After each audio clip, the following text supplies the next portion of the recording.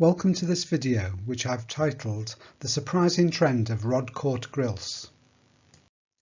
At the beginning of April, Fisheries Management Scotland published the 2020 edition of their annual review. This includes reports from most of the major salmon rivers in Scotland.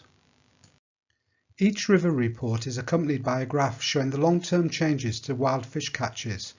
However, there is a lack of consistency in the way these graphs are presented. This graph is typical of those showing the total salmon and grilse catch.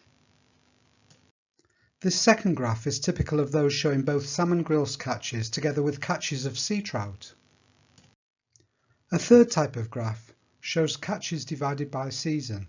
This one shows catches as either before or after the 1st of June.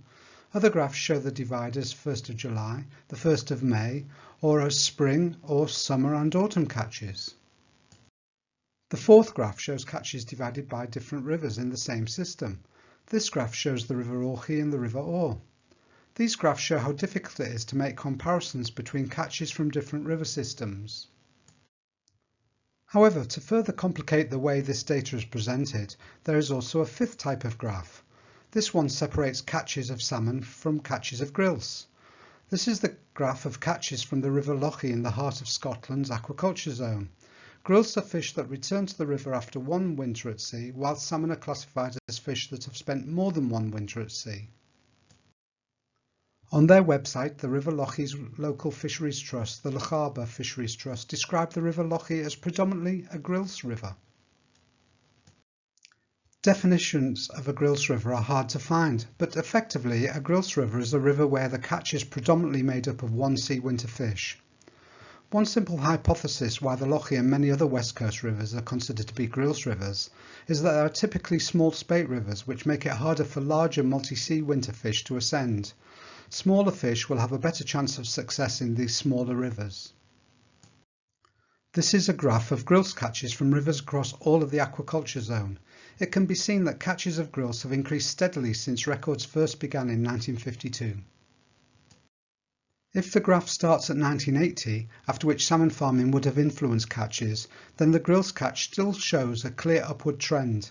This is despite claims that salmon farming has negatively impacted salmon catches along Scotland's west coast. This graph shows catches of salmon, shown in green, and grilse, shown in blue, from rivers within the aquaculture zone.